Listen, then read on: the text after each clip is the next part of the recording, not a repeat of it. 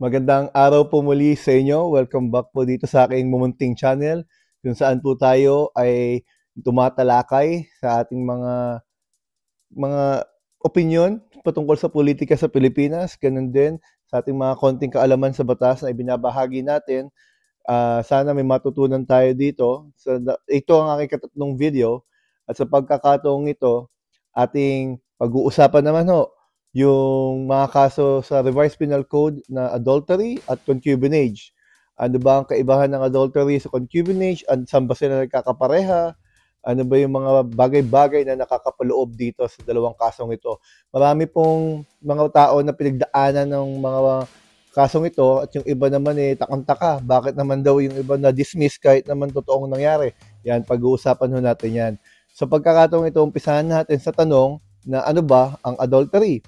Base po sa Revised Penal Code, Article 333, adultery is committed by a married woman who shall have sexual intercourse with a man not her husband, and by the man who has a carnal knowledge of her, knowing her to be married, even if the marriage be subsequently declared void.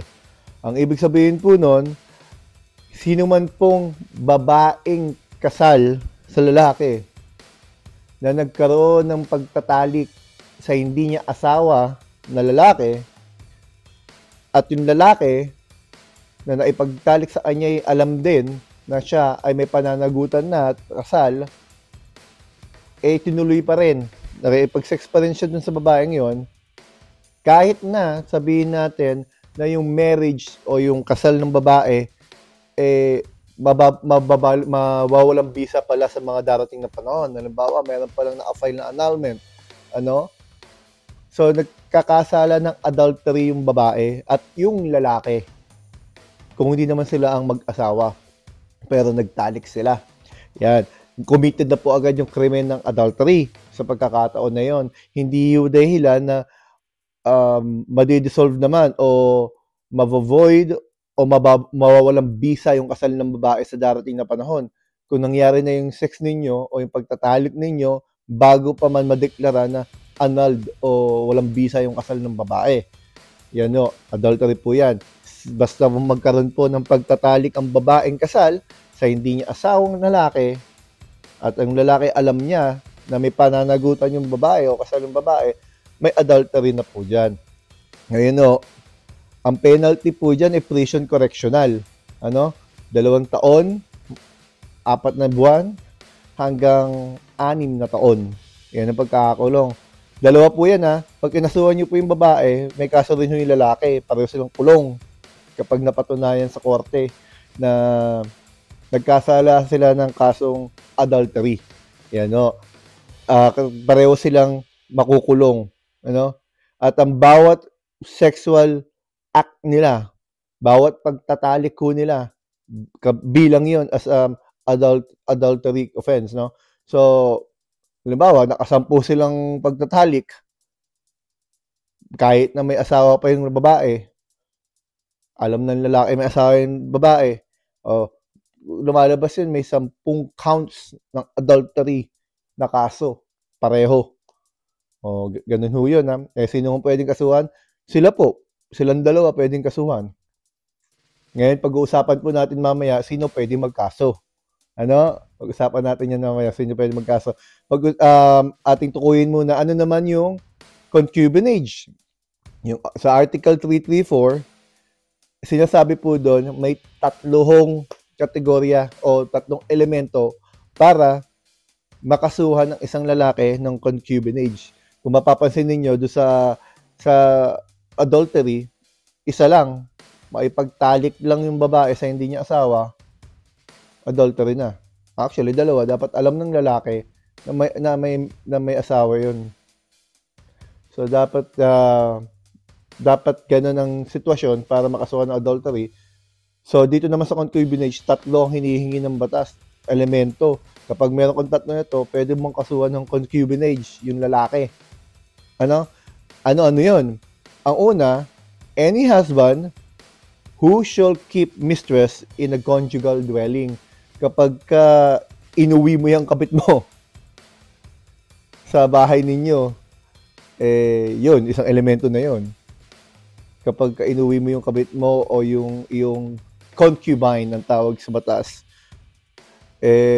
may pananagutan ka na kung makukuha mo pa yung tatlong elemento. So, ang una, pag inuwi mo yan sa bahay ninyo, pinakilala mo yan, o kung ano man, basta kayo ay, basta nag-uwi ng babae sa conjugal dwelling, number 1. Ang number 2, kailangan meron silang pagtatalik din. Shall have a sexual intercourse under scandalous circumstances with a woman who is not her wife o his wife. Ano? So, pakinggan natin to ha. Doon po sa number 2, sinabi, kailangan may pagtatalik under scandalous circumstances sa hindi niya asawa. Hindi lang basta pagtatalik. Kailangan under, sa ilalim ng iskandalosong sirkumstansya. Yan, dyan marami nagkakagulo. Papaliwanag natin mamaya. Sa adultery, ang una sa adultery, simpleng pagtatalik lang.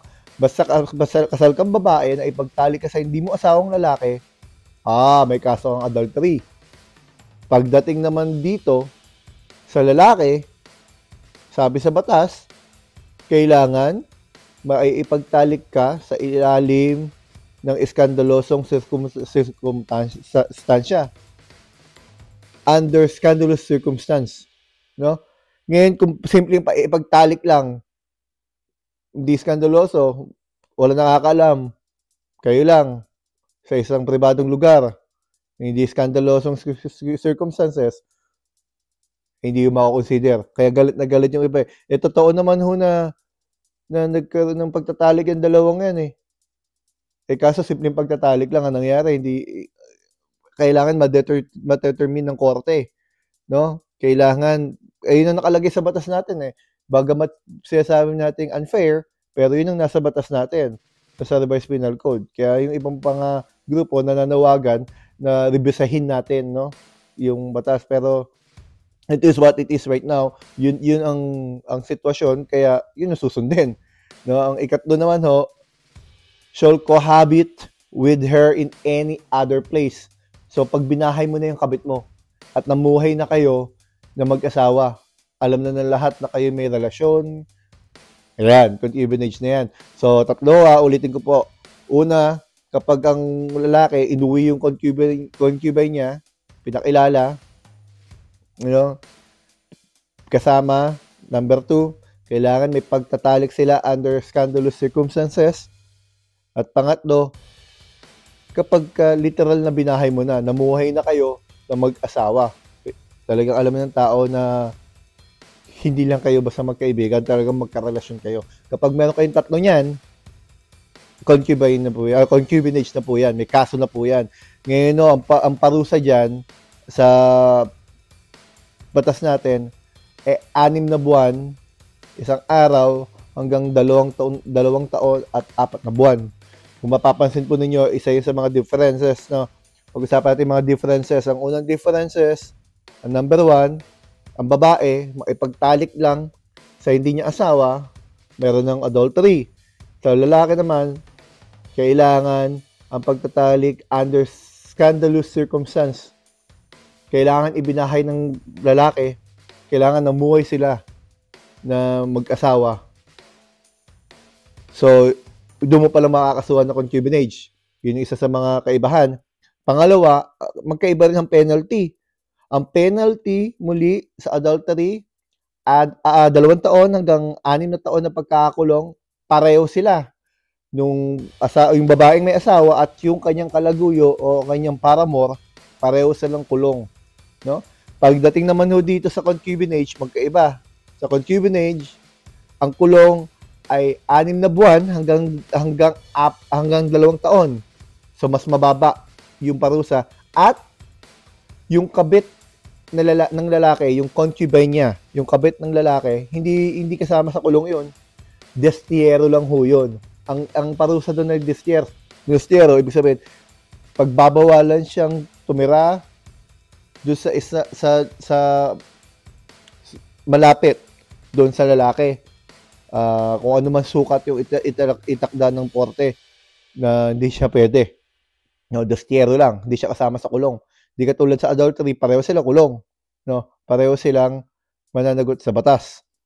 Ngayon, no, ano naman po magkakaparehas sila? Saan sila nagkakapareho? Ang adultery at ang concubinage. Ang adultery po at concubinage ay parehong private crimes. Ibig sabihin po ng private crimes, ang asawang lalaki at ang asawang babae lang ang pwedeng magkaso. Hindi po pwedeng magkaso yung biyenan, yung anak, o yung tiyuhin, o alam namin na nanlalaki yan o ng babae yan, kakasuhan namin siya. Hindi po ganoon. Private crime po ito. Pwede lang magkaso yung asawang babae na pinagtaksilan o yung asawang lalaki na pinagtaksilan. Ngayon, sa parehong pagkakataon, concubinage man po ang pinag-uusapan ng adultery, kung meron naman pong consent o pardon, mababaliwala po. No? Hindi mo po pwedeng kasuhan ng adultery o concubinage kung nagbigay ka ng consent o pumayag ang babae o ang lalaki na magkaroon ng relasyon o ipagtalik ang kanilang asawa sa ibang tao. Kapag mayroong pagpayag, hindi po pwedeng kasuhan. Ganun din kapag may pardon, kapag nagkapatawaran na sila. Kapag pinatawad ng lalaki yung babae, ganun din naman ng babae sa lalaki, hindi na po pwedeng kasuhan. Pero kailangan po ang pardon mangyari bago makasuhan. Kasi po pagka nasa korte na po yan, ibang usapan na po yun. Ang hurado na ang husga at magbibigay ng desisyon. Ngayon, magandang babanggit din dito, yung article, yung Republic Act 9262 o ang Anti-Violence Against Women and Children. Doon kasi, kinukonsidera o isa sa mga binabanggit doon, yung repeated marital infidelity nagkakos ng psychological violence sa babae o sa mga bata. Yun, ibang kaso po yun. Pwede mo kasuhan ng RA 9262 yung lalaki at ito po ay public crime. So kahit sino pwedeng magkaso nun. Pwede yung kamag-anak mo magkaso. Public crime po siya. Dito siya private. So, hindi mo makasuhan ng concubinage asawa mo, kasuhan mo ng 9262. Kumbaga, yun yung isa sa mga remedy, I guess. Kung matatawag man natin yung remedy. So, yun po ang ating napag-usapan ngayon, adultery versus concubinage. Sana po may natutunan kayo. Sana balik po kayo. May marami pa po tayong pag-uusapan sa mga ibang pagkakataon. At pag-uusapan din natin mga nangyari sa politika sa mga susunod na panahon na yon. Sa ngayon, mag-focus pumunta tayo sa mga batas, sa mga konting kaalaman natin na gusto natin ibahagi. Maraming salamat po sa inyo. Sana po balik po kayo. Subscribe po kayo. Salamat po.